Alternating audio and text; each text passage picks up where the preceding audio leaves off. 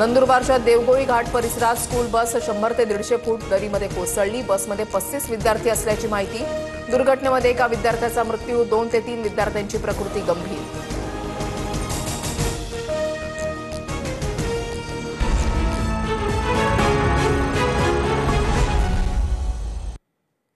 नमस्कार, मी ऋषाली यादव सारंग। या बुलेटिनमध्ये आपण बातम्या विस्ताराने पाहणार आहोत। बुलेटिनच्या सुरुवातीला महत्त्वाची बातमी। पुणे जमीन व्यवहार प्रकरणी अजित पवारांकडून पार्थ पवारांची पाठराखण केली अशी चर्चा सुरू आहे। पार्थने नाही पण त्याच्या बापाने भूमिका मांडली ना असं म्हणत अजित पवारांनी आरोप करणाऱ्यांना उत्तर दिलंय आणि 1 रुपयाचा व्यवहार न करता आकडे लिहून व्यवहार कसा असा सवालही अजित पवारांनी केलाय। पुण्यातील कोरेगाव पार्कातील 40 एकर जमिनीच्या खरेदी प्रकरणावर बोलताना उपमुख्यमंत्री अजित पवार मुलगा पार्थ पवारांची बाजू सावरून घेताना दिसून आले। 1 रुपयाचाही व्यवहार न करता नुसते आकडे देऊन किंवा कागद देऊन कसा व्यवहार होऊ शकतो असा सवाल अजित पवारांनी जमीन व्यवहार प्रकरणात केला। तर पार्थनं नाही पण त्याच्या बापानं भूमिका मांडली ना असं म्हणत पार्थ पवार भूमिका का मांडत नाहीत या प्रश्नावर अजित पवारांनी उत्तर दिलंय। 1 रुपयाचा व्यवहार न करता नुसते आकडे लिहून कसा कागद होऊ शकतो ते आजपर्यंत मला काही कळलेलं नाहीये। त्याच्यामुळे मी पण आश्चर्यचकित झालो की असं कसं 1 रुपया कुणाला दिला नाही आणि काही नाही, त्याच्यात काय अर्थच नाही ना। चौकशी उद्या चौकशी झाल्यावर सत्य बाहेर मी मांडली, त्याचा बापाने मांडली ना। अजित पवारांनी पत्रकार परिषदेत दिलेल्या उत्तरानंतर पार्थ पवारांची ही पाठराखण असल्याची चर्चा सुरू झाली आहे। तर निवडणुका आल्या की आमच्यावर आरोप होतात, बदनामी होते, पण मी माझ्या हातून चुकीच्या गोष्टी होऊ देत नसल्याचंही अजित पवार म्हणाले। निवडणुका जवळ झाल्या की आमच्यावर आरोप सुरू होतात, कुठनं तरी काहीतरी, पण बदनामी तर आमची होती। मी कधी माझ्या हातनं कुठली चुकीची गोष्ट होऊन देत नाही। माझ्या नावाचा वापर करून माझ्या जवळचे नातेवाईक असतील, लांबचे नातेवाईक असतील, माझे जवळचे कार्यकर्ते असतील, माझ्या जवळचे सहकारी असतील, माझ्या जवळचे अधिकारी असतील, त्यांनी जरी कुणी काही सांगितलं तर ते नियमात नसेल तर अजिबात संबंधित अधिकाऱ्यांनी त्या कामात करता कामा नये। अजिबात कुठलाही दबावला ते बळी पडता कामा नये। पुणे शहरातील कोरेगाव पार्कात 1800 कोटींची जमीन केवळ 300 कोटींमध्ये खरेदी केल्याचा आरोप विरोधकांनी केला होता। याच प्रकरणावरून अजित पवारांच्या गेल्या 2 ते 3 दिवसांमध्ये अनेक भूमिका पाहायला मिळाल्यात। त्या कोणत्या आहेत त्याही पाहूयात।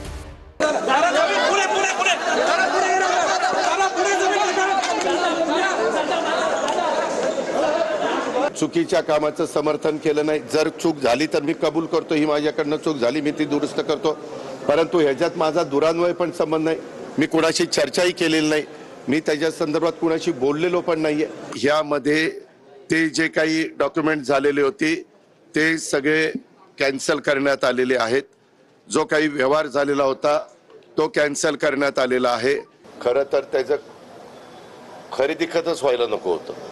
ती कागदपत्र ज्यावेळेस बघितली ना त्यावेळेस रजिस्ट्रारने त्याचं खरेदी खतच नोंदणीच कशी केली तेच कळत नाही। ह्याच्या संदर्भामध्ये माझं डायरेक्ट ब्लड रिलेशनच तिथं होतं, म्हणून मी सांगितलं की ही चौकशी व्यवस्थितपणे झाली पाहिजे। मुख्यमंत्र्यांनी पण ते ताबडतोब सूचना दिल्या। अजित पवारांच्या पार्थ पवारांबद्दलच्या भूमिकेवरून विरोधकांनी निशाणा साधलेला आहे। या सगळ्या गोष्टींना मुख्यमंत्री, दोन्ही उपमुख्यमंत्री जबाबदार असल्याचं रोहित पवारांनी म्हटलंय। सरकारमधील प्रत्येक व्यक्ती या गोष्टींसाठी जबाबदार अशा शब्दात रोहित पवार यांनी टीका केली आहे। तर मुख्यमंत्री, उपमुख्यमंत्र्यांनी वेळोवेळी भूमिका मांडलेली आहे। पार्थ पवारांच्या जमीन व्यवहार प्रकरणावर मुरलीधर मोहोळ यांची ही प्रतिक्रिया आहे। जे कोणी दोषी असतील त्यांच्यावर योग्य ती कारवाई होईलच असं मोहोळांनी म्हटलंय। मुख्यमंत्री आणि उपमुख्यमंत्र्यांनी वेळोवेळी भूमिका मांडलेली आहे असं मोहोळ यांनी म्हटलेलं आहे। या प्रकरणावरून आरोप प्रत्यारोप सुरूच आहेत। रोहित पवार यांनी टीका केलेली आहे आणि त्यावर आता मोहोळ यांचं सुद्धा प्रत्युत्तर आलेलं आहे। सत्तेत असो किंवा सत्तेच्या बाहेर असो, कुणीही जर बेकायदेशीर काम करण्याचा प्रयत्न करत असेल तर त्यांच्यावर कारवाई ही झालीच पाहिजे असं म्हणत चुलत भाऊ रोहित पवारांनी पार्थ पवारांच्या प्रकरणावर प्रतिक्रिया दिली आहे। तर दोषी असणाऱ्यांवरती योग्य कारवाई होईल असं म्हणत मुरलीधर मोहोळ यांनी यावर भाष्य केलंय। सत्तेतल्या नेत्यांची नातेवाईक असू द्या, विरोधातल्या नेत्यांचे नातेवाईक असू द्या, नाहीतर व्यावसायिक असू द्या, नाहीतर तुमचं सरकारशी कुठेही घेणं देणं नाही।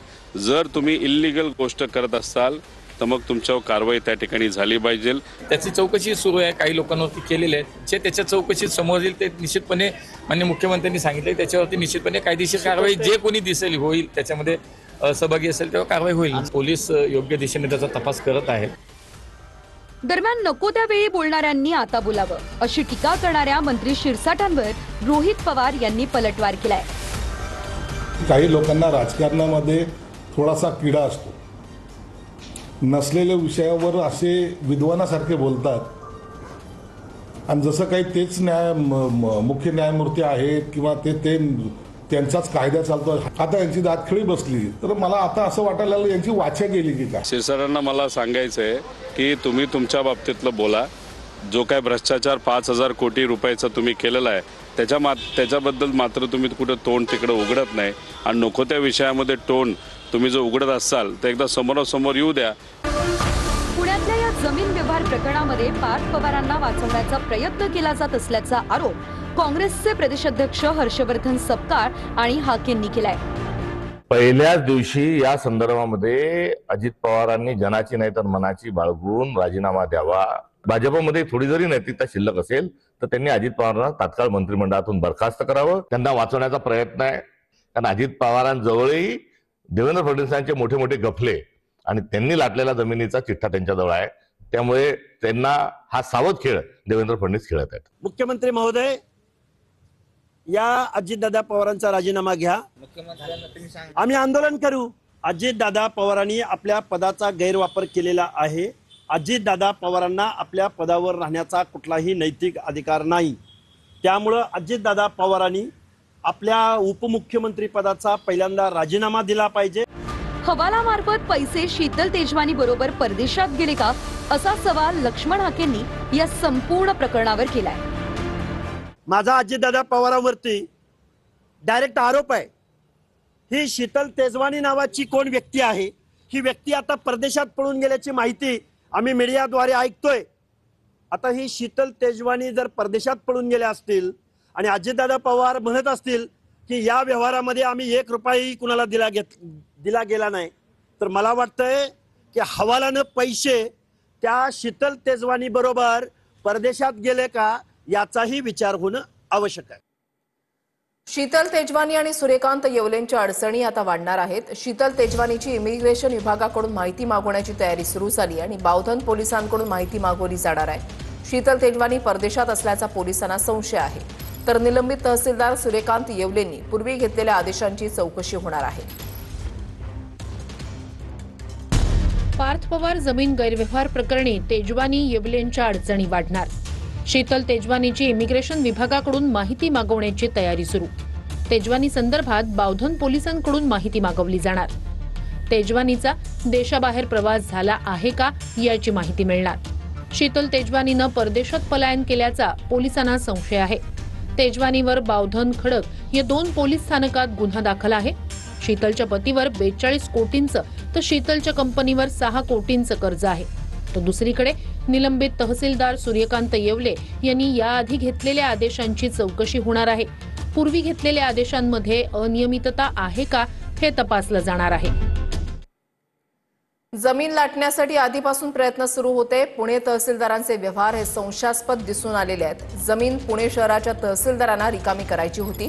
खडक पोलीस ठाण्यामधील 7 नोव्हेंबरच्या FIR मध्ये हा उल्लेख आहे. पुण्याचे नायब तहसीलदार प्रवीण बोर्डेंच्या तक्रारीनंतर FIR दाखल झालेला आहे. जमीन पुणे शहराच्या तहसीलदारांना रिकामी करायची होती, FIR मध्ये उल्लेख. पुण्यातील खडक पोलीस ठाण्यातील 7 नोव्हेंबरच्या FIR मध्ये नोंद. पुण्याचे नायब तहसीलदार प्रवीण बोर्डे यांच्या तक्रारीनंतर FIR दाखल. पुणे शहराचे तहसीलदार येवले यांचं 9 जून 2025ला उपजिल्हाधिकारी कार्यालयातील सहाय्यक संचालकांना पत्र. येवले यांनी कोणत्या विभागाला पत्र लिहिलं होतं त्याचा FIR मध्ये उल्लेख नाही. या पत्रावरून येवले यांनी बेकायदा पद्धतीनं अधिकार वापरले असं दिसतं असा FIR मध्ये उल्लेख. BSIच्या वरिष्ठ अधिकाऱ्याच्या दाव्यानुसार 44 एकर जमीन सध्या केंद्राच्या BSIला भाडेतत्वानं देण्यात आली. पुण्यातील BSIचे प्रमुख डॉक्टर ए बेनियामिन यांच्या कार्यालयाला काही महिन्यांपूर्वी मुंढव्याची जमीन रिकामी करण्याचे आदेश होते.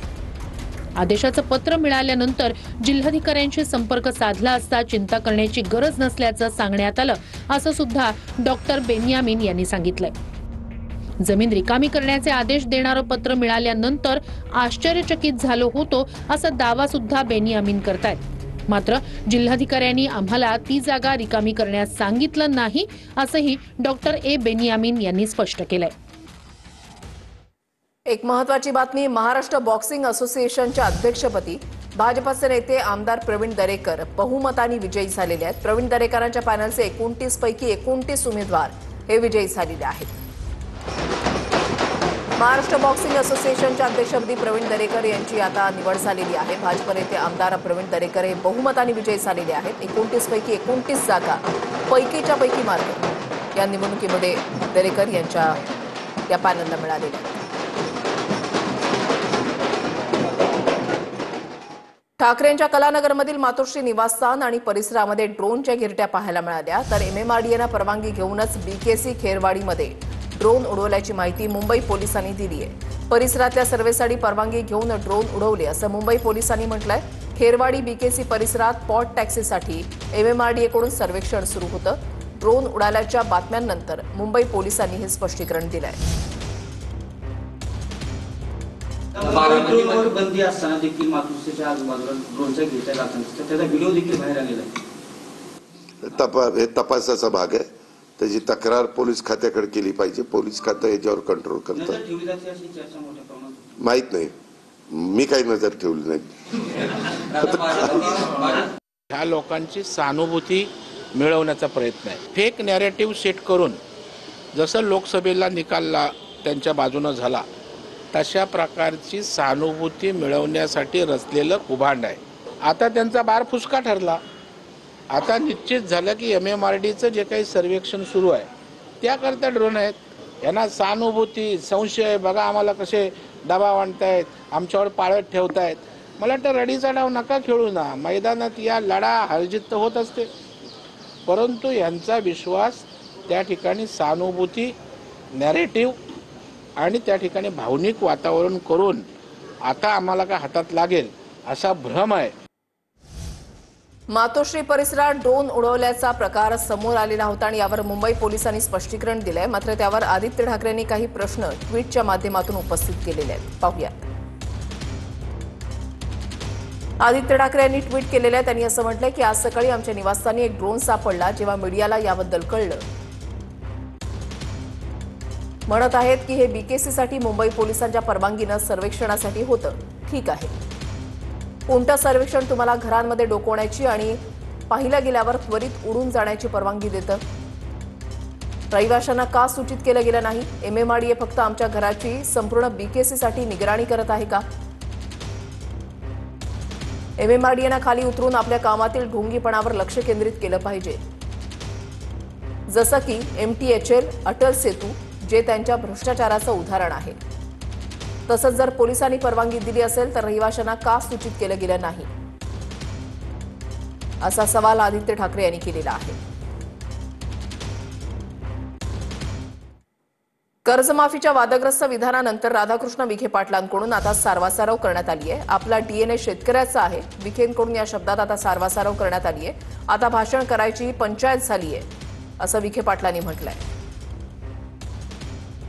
तरी मी परवा एक काकलूजला कार्यक्रमाला गेलो होतो. तुझा मी जे भाषण केलं दाखवलंच नाही, पण दुसरं दाखवलं की कर्ज काढा आणि माफीची मागणी करा.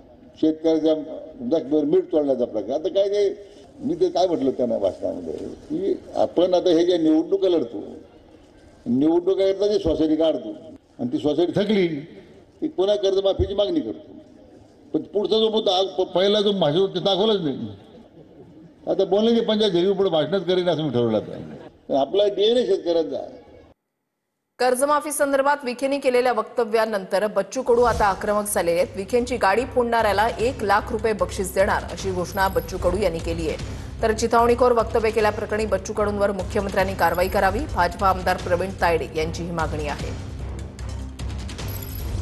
नाव राधाकृष्ण ठेवायचं आणि कृत्य मात्र कंसाची करत असेल तर हे कंसाची औलाद हाकून काढा त्या पार्टीतून. फडणवीस साहेब एका इकडे कर्जमाफीची घोषणा करतं, तारीख देतं आणि हे वाचाडगिरी मंत्री महोदय सांगतं का कर्जमाफी किती डाव द्यायची, काय करायचं आणि किती डाव लुटायचं तुम्ही, त्याचं ठरलं नाही पाहिजे. अरे शुक्र माना लोक तुम्हाला मारत नाही. मी तर म्हणतो जो राधाकृष्ण विखे पाटलाची गाडी फोडून ना त्याला 1 लाखाचं बक्षीस माल मी तर फोडणार होता भेटला तर. पण हे नालायकी थांबवा, आम्ही सहन करणार नाही. चिथावणीवर वक्तव्य करून महाराष्ट्रातली जे सुव्यवस्था, कायदा व सुव्यवस्था हे बिघडवण्याचं काम बच्चू कडू करीत आहे. जेवढं वय बच्चू कडूंचं आहे तेवढा अनुभव राधाकृष्ण विखे पाटलांचा राजकारणात. मी हे असं चिथावणीवर वक्तव्य केल्यामुळे मुख्यमंत्र्यांकडे त्यांच्यावर कारवाईची मागणी करणार. शिवसेना फोडण्यासाठी भाजपनं रसद पुरवली असं विनोद घोसाळकरांनी म्हटलेलं आहे. भाजपची मदत होती, नाहीतर या आमदारांची हिंमत होती का, असं घोसाळकरांनी म्हटलंय. शिवसेने कुठेही कमी झालेले नाहीत असंही त्यांनी म्हटलेलं आहे. शिवसेना संपवण्याचा प्रयत्न होतो, मात्र शिवसेना संपत नाही असं वक्तव्य घोसाळकरांनी केलंय. तर काळ खूप मागे गेलाय, आता रसदीपासून बाहेर या असं दरेकरांनी म्हटलेलं आहे. फडणवीस, शिंदे आणि अजितदादा कामं करतात त्यावर बोला असं प्रत्युत्तर दरेकरांनी दिलंय. की अमित शहा आणि देवेंद्र यांनी रसद पुरवली यांना, म्हणून ते पहिले गुजरातमध्ये गेले, गुवाहाटीला गेले. सगळे सरकार तिथे पोलीस बंदोबस्तासहित त्यांची सगळी व्यवस्था करत होते. म्हणजे ते ओपन सिक्रेट आहे. आता जाऊ द्या ना जरा, रसदीपासून बाहेर या ना.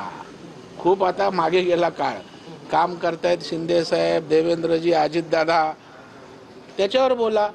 अजूनही गोहत्ती, अजूनही रसद, अजूनही गद्दार, अजूनही खुद्दार, या कवितांनी टोमणेच मारण्यात मजा घ्या.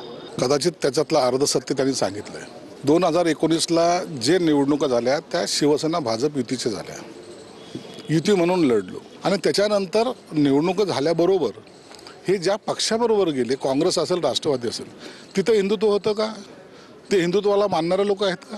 काँग्रेस बरोबर राहून तुमचं हिंदुत्व आता जागे होत नाही. आता हिंदुत्व हा शब्द त्यांच्याकडे राहिलेला नाही. त्यांना आता मुसा लागतो, त्यांचे ते गोडवे गातात, म्हणून आता त्यांना तो बोलायचा नैतिक अधिकार नाही.